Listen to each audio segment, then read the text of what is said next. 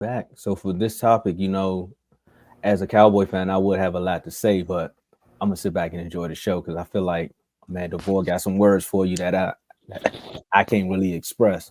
So recently, you had the Commanders. They went out and found their new head coach, Dan Quinn, and then they went and got their defensive coordinator, Joe Witt Jr. And a lot of talk has been, just going around about Caleb Williams or what would they do with the second pick? Will the Bears get him? Will the Commanders get him? If the Commanders don't get him, what should they do? DeVore, Mhm. you said you wanted to talk a lot about Washington.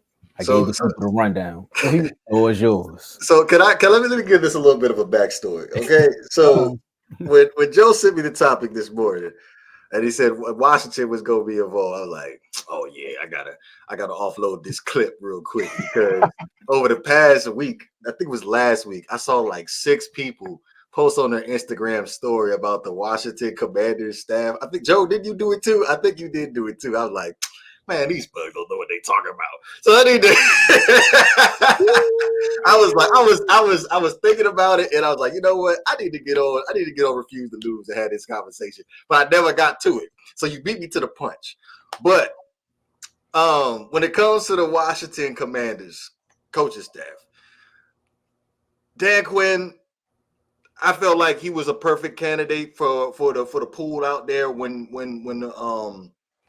it came down to the last couple of candidates, because I strongly believe that Ja didn't need a a head coach that was coming in that didn't have any experience being a head mhm. coach.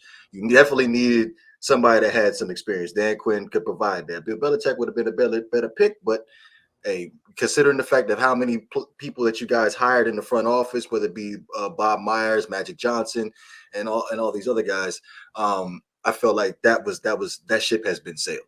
Now, when it comes to Cliff Kingsbury, and if we're being honest, everybody's making it seem like Cliff Kingsbury was like the prom queen.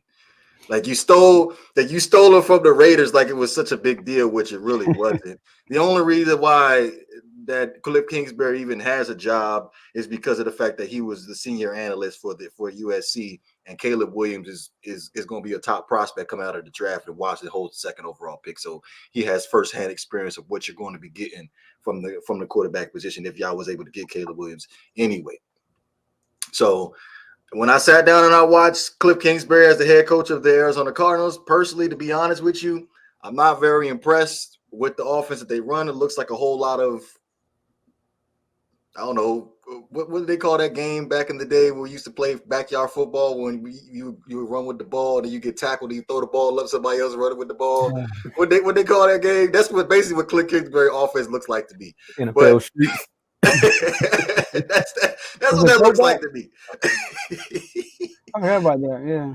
Throwback, so NFL street, whatever you Moss, all the names you can come up with. Cliff Kingsbury's offense is predicated into adapted mid-season, where you come out and you do a lot of different passing, and then mid-season we adapt to doing something a little bit run heavy, but it's going to require require a mobile quarterback. So Caleb Williams would definitely fit that mold if he were able to fall to the second pick to Washington. Now let's get to the defensive coordinator. That's Joe Witt Joe Jr. Witt. Joe Witt Jr., right? All right. Let's talk about Dallas real quick. Okay. Because Dan Quinn was the defensive coordinator for the Dallas Oh my Cowboys, right? Now we want to talk about the wild card game against the Packers. Excuse me. Oh God. man. I feel like the cover three defense running that heavy is a dying breed in the NFL, and that's where I feel like Dan Quinn is going to fail. And the same thing with Witt, they're going to fail if they're not able to adapt that defense to where they're going to be able to run a little bit of everything. Like obviously, yeah, the cover three is going to be your strength, but when you go up against teams that you cannot zone cover well, like the Green Bay Packers, like the Philadelphia Eagles, like the San Francisco 49ers, you're going to have to be able to come out and run a little bit of man-to-man. And I kind of feel like the Washington Commanders shot themselves in the foot when they traded Montez Sweat and they traded Chase Young, because the cover 3 is predicated on you being able to put pressure on the quarterback with your front 4. And those were first round picks. Yeah, Chase Young was falling off a little bit, but I felt like Montez Sweat was a very, very underrated player. But, all around, I give those hires C-. Now, one thing I will say about Dan is he does do the cover 3, but he does run a lot of man. With the Packers game, that's what made everyone look and be like, "What are you doing here?" Because it was all cover 3 when half the year you was going man most of the time. But that's one thing I will say. He will mix it up as far as man versus zone, depending upon the team. Now, if he's playing against Miami, he might go man when he needed to go zone, but it is what it is. Joe, what's your response? I just had to throw that out there. Yeah, I agree. I think they play more man than zone in Dallas. But listen, man. Now, let's get it. Yeah, Tate with the 199 super chat. I'm still hurt. Don't forget the NFL. Browns fan, by the way. It's okay, man. You got defensive player of the year and coach of the year. Yeah, and comeback player of the year. But go ahead, Joe. He's taking the Browns to the playoffs is better than recovering from the dead. That's so disrespectful to the Browns. Oh, happy B-Day, Tay. It's Tay's birthday. All right, happy B-Day. But so now I'm at this point right now in the war. I'm not gonna get too excited. All right. I'm not jumping over the, I'm like, oh my God, like I was last year. Last year I was amped. You was right last year, but this year I'm more so I gotta see, I'm like, you gotta show me. But I am a little excited for the future. I feel like we're going uphill from here. We can't keep going backwards. I think the ownership, like the fact that the ownership is from here or from there, I'm not there no more right now. He wants to win, and he has other teams. They're not champions, but they are in playoff contention. They're like one of the best teams every year, right? So, you got that factor. Bob Myers, helping out, another winner. Magic Johnson, another winner. So you got winners within the head of the organization, which I like. And Dan Quinn, when we first made the hire, I wasn't too excited, ex Tomo, but Tomo talked me into y'all should get Dan Quinn. Tomo called it, matter of fact. So Dan Quinn was right because, like you said, Ben Johnson is more of a young coach. As you can tell, the analogy they gave about Ben Johnson, Stan, they said that he's like a 30-year-old kid who's not ready to leave their parents' house. That's what they described, like experts. And they when they say we're not trying to be disrespectful, but he's just not ready yet.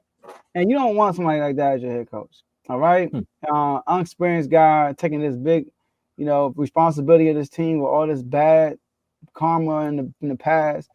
So but Dan Quinn been the Super Bowl. He's a leader. Like, forget the play calling. Let's forget that right now. Just him as a leader, he's that guy, right? And then you bring in Joe Witt Jr. I thought that was an awesome hire. I like Joe Witt. I did some research on him.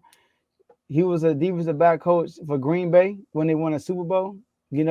Charles Woodson won Defensive Player of the Year that year. He said that was his best year. Obviously, he won Defensive Player of the Year.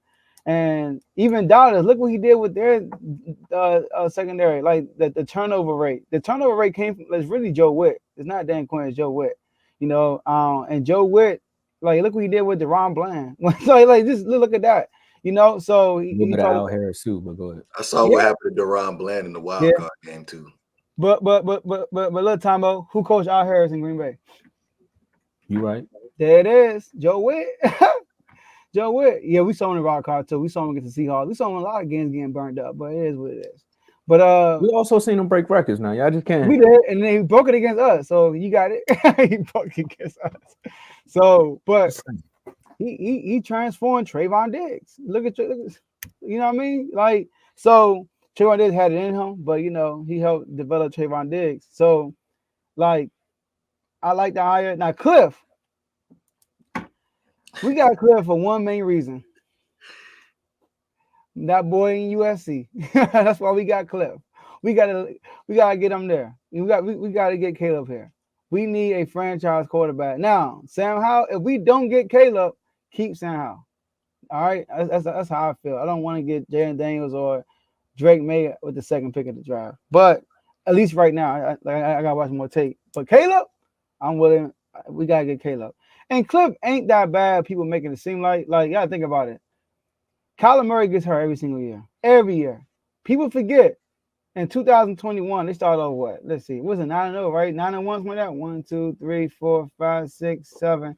1, 2, 3, 4, 5, 6. They were 7-0, and they lost to Green Bay. But everybody forget, D-Hop got hurt that game. D-Hop got hurt that game, and then Kyler Murray got hurt. Literally, I think the game after that, he got hurt. He didn't even play the game after that. So, like, they had injuries issues, then him and Kyler Murray bumping heads, and then he said himself he could focus on being an offensive coordinator versus being a head coach. It's a different ball game, with the whole team. So, I mean, and then people keep talking about pass. And you look at the Cardinals' numbers; they ran the ball a lot. Like the longer he stayed there, the more balanced they were in their running pass game. So, I like both moves, but we gotta see what happens. We gotta see who our quarterback is and how the team gonna look at the free agency. Cool. We're gonna see. But that's what we gonna do. We gonna see. But again, based off of these hires, you tied for third In the division? in the East. It's tying for third. Come on. I mean, I'm not gonna be Joe. Calm down. Don't get too hyped. You definitely got a little excited. And First he win the division. First he said third. I'm like, I'm cool with third. We can still be a playoff team being third, but he said tie with third. It's like, okay, Giants. Who they tied with? The Giants. You only got the Giants. Like you're not ready for the Eagles. I feel like the Eagles will get back. With Kellen Moore? I'm glad it ain't a Cowboy fan saying. Are you trying to tell I forgot about that part. Just saying, man. The NFC East is a little shaky now. Ooh, boy. A lot of former Cowboy staff members everywhere. A lot of former Commander staff members everywhere. I don't know what this East gonna look like, honestly. I'm gonna go ahead and give it the benefit of the doubt. Yeah, the Eagles will definitely get one, and then Dallas will crawl their way to two. Dang. And then it's a toss up between Washington and New York. But I feel like New York will get back on track. We gotta wait. You still got free agency, still got the draft. So as constructed, I'm with you. Yeah, as constructed right now, I'm not mad at the Cowboys comment either because I don't know what this offseason gonna look like.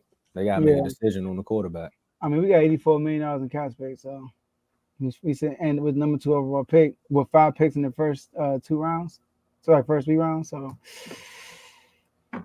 we looking good in all season. So let's see what we do with it, though. Oh yeah, and Adam Peters, how you feel about that? Having Adam Peters as a GM. Okay, so here's the issue that I have with Washington, because I know you brought up the fact about winners being brought into the organization. I just feel like it's just way too many people being brought in there to make decisions, and it should just be general manager and head coach making the decisions, and then everybody else just falls in line like, okay, we see what you're doing, we support you, we're just gonna cut the check. So y'all have like what, 5 different people cooking the stew right now? I ain't with that. I think Adam Peters made the decision. It's just that this is who we want. Let's make it happen. Magic. We need Cliff. He signed with the Raiders. I got you. Hold on, Cliff. I got an offer. You can't. Y'all about to lose some picks because of that, man. Somebody got to talk about that. That man called that man. No, he could do that. He wasn't. He can tamper. He wasn't. How's that tampering? It's all season. He wasn't signed. I thought he signed. Ink didn't dry. Okay, I got you. Y'all remember Chris? He did an okey doke, a Josh McDaniels okey doke. No, y'all remember Ben Johnson did a Josh McDaniels. Told them people You while talking they was about on the somebody getting plane. fined. He need to pay them that jet fuel that they spend going over there. But y'all remember DeAndre Jordan? He committed to go with the Mavericks, and Chris Paul locked him in his house until the deadline was over. They wild for that. He's like, "No, you a Clipper, all right?" Look at that. So, but you know that's what we got these guys for. Bob Myers, he got connects. You know, Magic Johnson got connects. So Ben like, man, we need this guy. But Magic's like, oh, he went to my door. I got you, bro. Boom, one phone call away. That's what they there for. Cheat. Bob I know still this on dude is my ESPN, right? cheating. Huh? Yeah, nah. Bob Myers still on ESPN, right? I think I seen him doing like NBA Live or something like that. There it is. Yeah. NBA. Yeah. He said NBA today. Yeah. Yeah, NBA today. One of those shows. But Adam Peters though, coming from the 49ers. Do I gotta say anymore? I mean, just saying the quarterback selection hasn't been great if with the 49ers. That's Kyle Shanahan though. And Kyle Shanahan got that. He seemed like he got a little ego. I mean, obviously he do. He do. It's like he wants the system to win, not you know what I mean? Like if he brings in, like, remember they had a chance to get Brady? You bring in Brady gets all the credit. That man didn't want Brady. Oh, I know he didn't want Brady. He's going to change his whole offense for Brady. He did not want Brady. Yeah, nah. That's true. That's true. Honestly, he knew Brady was going to change the play calls in the huddle. He was like, "We're not running this." Yeah. And Brady got that cachet too. Yeah, nah, that would have been ESPN would have loved that little marriage. That Dave in there? Yeah, Dave right there out. Oh man, Dave, you over here ducking smoke, man.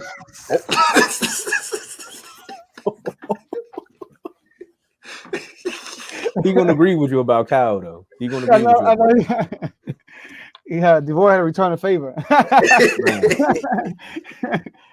All right, let's go.